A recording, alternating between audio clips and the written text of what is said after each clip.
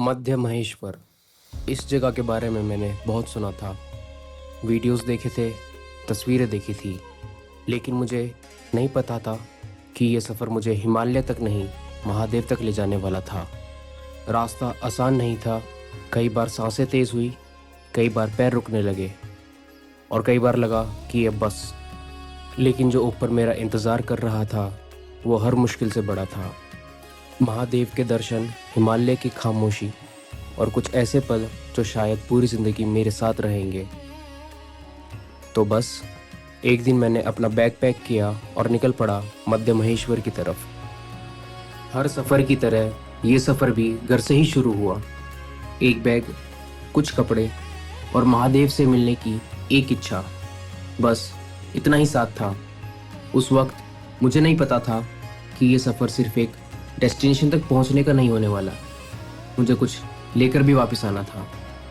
जैसे जैसे प्लेन्स पीछे छूट रहे थे, वैसे वैसे पहाड़ नज़दीक आ रहे थे और एक्साइटमेंट भी। सफ़र लंबा था लेकिन बोरिंग नहीं। रास्ते में कई लोग मिले, कुछ सिर्फ कुछ मिनट के लिए, कुछ घंटों के लिए, लेकिन सफ़र में मिले लोग अक्सर याद रह जाते हैं। शाम तक मैं रांची पहुंच चुका था। यहीं से अगले दिन मध्यमेश्वर ट्रैक शुरू होना था। एक्साइटमेंट भी थी और थोड़ी सी नर्वसनेस भी, क्योंकि अब तक सफ़र था, कल से असली परीक्षा शुरू होने वाली थी। सुबह जल्दी उठ गया था। आज वो दिन था जिसका इंतज़ार पूरे सफ़र में कर रहा था, मध्यमेश्वर ट्रैक। शुरुआत के कुछ किलोमीटर आसान लगे। रास्ते में गोंडार आया, यहीं ब्रेकफास्ट किया और आगे के सफ़र के लिए एनर्जी जमा करी। कुछ देर बाद मैं पंतोली पहुंचा, नदी के ऊपर बसा हुआ एक खूबसूरत सा स्थान। यहीं मैंने कुछ देर के लिए सफ़र रोक दिया। पानी इतना ठंडा था कि कुछ सेकंड से ज़्यादा अंदर नहीं रह पा रहा था, लेकिन पता नहीं क्यों वहाँ से उठने का मन भी नहीं कर रहा था। कभी कभी कुछ जगह नहीं होती, एक एहसास होती है। और फिर शुरू हुआ मध्यमेश्वर ट्रैक का असली रूप। लगातार चढ़ाई और लगातार चढ़ाई। जितना ऊपर जा रहा था उतना ही लग रहा था कि पहाड़ मेरी परीक्षा ले रहे हैं। सांसें तेज़ थी, पैर भारी थे और कई बार लगा कि बस अब और नहीं।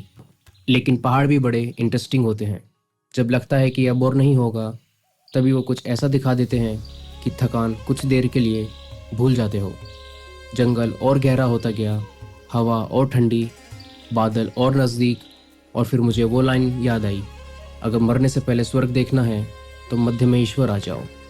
जैसे जैसे शाम होने लगी, कोहरा बढ़ने लगा और फिर बादलों के बीच मैंने पहली बार मध्यमेश्वर को देखा। उस मोमेंट में मेरी सारी थकान गायब हो गई।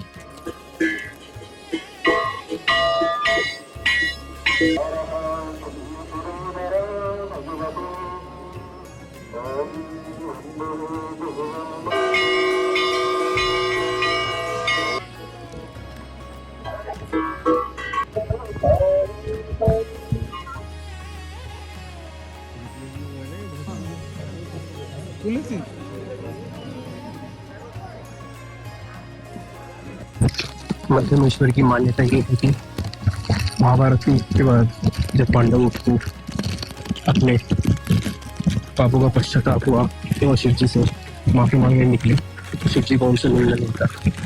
तो इसलिए शिव जी ने बैल का रूप धारण करा। जब उन्होंने उन्हें पकड़ने की कोशिश की तो शिव जी के जो बैल का रूप था 5 जगह प्रकट हुआ और उनमें से एक है मध्यमेश्वर, जिसको हम द्वितीय केदार कहते हैं। ऐसे 5 केदार है। मध्यमेश्वर से कहा जाता क्योंकि यहाँ पे शिव की बैल रूप का मध्य भाग गया था, तो नाम भी दे सकते हैं, इसलिए मध्यमेश्वर कहा जाता। दर्शन के बाद मैंने कुछ देर के लिए बस खुद को रुकने दिया। ना कहीं जाना था, ना कुछ देखना था, बस उस जगह को महसूस करना था। कभी कभी हम किसी जगह तक पहुँचने में इतना वक्त लगा देते हैं कि वहाँ पहुँचकर रुकना भूल जाते हैं। लेकिन मध्यमेश्वर में मेरा मन कहीं और जाने का ही नहीं कर रहा था। मैं बस वहीं बैठा रहा, मंदिर को देखता हुआ, लोगों को आते जाते देखता हुआ और सोचता हुआ कि कितने लोग कितनी अलग अलग कहानियाँ लेकर यहाँ तक पहुँचते होंगे। कोई श्रद्धा लेकर आता है, कोई सवाल लेकर, कोई शुक्रिया कहने और कोई सिर्फ महादेव के बुलावे पर। बाद में मार्केट में घूमा, चाय पी, कुछ लोगों से बातें की और तब समझ आया सफ़र सिर्फ जगहों की वजह से याद नहीं रहते, लोग भी उन्हें यादगार बना देते हैं। रात तक शरीर पूरी तरह थक चुका था, लेकिन मन में अजीब सी शांति थी। शायद इसीलिए, क्योंकि कभी-कभी सबसे ज़्यादा सुकून वहीं मिलता है जहाँ पहुँचने के लिए सबसे ज़्यादा मेहनत करनी पड़ती है। सुबह 4 बजे अलार्म बजा, टेंट के बाहर निकला तो चारों तरफ अंधेरा था। इतना अंधेरा कि कुछ मीटर से आगे भी नहीं दिख रहा था। बस एक टॉर्च थी और बूढ़ा मदमेश्वर की तरफ जाता हुआ रास्ता। उस वक्त हवा में एक अलग ही ठंडक थी और एक अजीब सी खामोशी भी। ऐसी खामोशी जो शहरों में शायद कभी सुनने को नहीं मिलती। हर कदम के साथ रोशनी बढ़ रही थी और हिमालय धीरे धीरे सामने आ रहे थे। और फिर मैं बूढ़ा मदमेश्वर पहुंच गया। पूरे सफ़र में मैं मदमेश्वर तक पहुंचने की सोच रहा था, लेकिन मुझे नहीं पता था कि असली रिवॉर्ड अभी बाकी है। बूढ़ा मदमेश्वर की महत्ता ये है कि हजारों साल पहले जब मदमेश्वर का मंदिर स्थापित नहीं हुआ था, उससे पहले यहाँ पे से ऋषि मुनि गुजर रहे थे। तब उनको यहाँ पे महादेव की प्रेजेंस फील हुई थी, इसलिए इसको बूढ़ा मदमेश्वर कहा जाता है, यानी कि एल्डर सीट ऑफ मदमेश्वर। बूढ़ा मदमेश्वर का मंदिर चारों तरफ से बुग्याल से घिरा हुआ है। आप लोगों ने काफ़ी सुना होगा बुग्याल के नाम। बुग्याल वो घास है जो 3 से 4 हज़ार मीटर अबव मीन सी लेवल के ऊपर पाई जाती है। ये बूढ़ा मदमेश्वर का मंदिर चारों तरफ से बुग्याल से ही घिरा हुआ है। और फिर मैंने पहली बार चौखंबा को देखा। फोटोज़ देखी थी, वीडियोस देखे थे, लेकिन रियलिटी बिल्कुल अलग थी। उन पहाड़ों के सामने खड़े होके एक बात समझ आई, हम खुद को कितना भी इम्पोर्टेंट समझ लें, लेकिन नेचर को कोई फ़र्क नहीं पड़ता। हम आते हैं, हम चले जाते हैं, लेकिन ये पहाड़ ये यहीं रहते हैं। और शायद इसीलिए हिमालय लोगों को पसंद है। ये आपको छोटा महसूस करवाते हैं और अजीब बात यह है कि उस मोमेंट में बुरा नहीं लगता, बल्कि सुकून मिलता है, क्योंकि वहाँ खड़े होके आप समझते हो कि ज़िंदगी में बहुत सी चीज़ें जिन्हें हम इतना बड़ा समझते हैं वो असल में इतनी बड़ी होती ही नहीं। कुछ जगहों से जाना आसान नहीं होता। बूढ़ा मदमेश्वर उन्हीं जगहों में से एक था। मन कर रहा था कि बस थोड़ी देर और रुक जाऊं, लेकिन पहाड़ों में हर सफ़र की तरह वापस लौटना भी ज़रूरी होता है।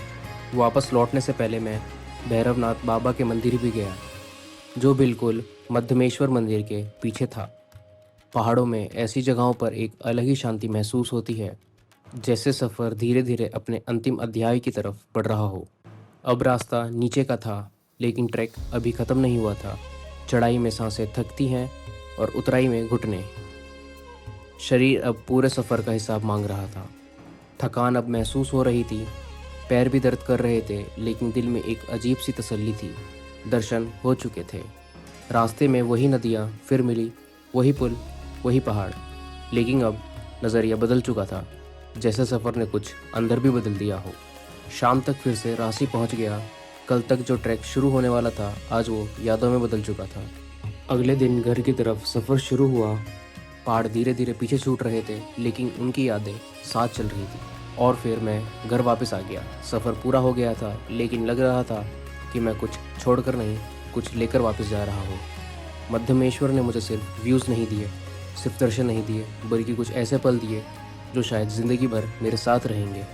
महादेव ने बुलाया, सफ़र करवाया, दर्शन करवाए और फिर सेफली घर वापस भेज दिया।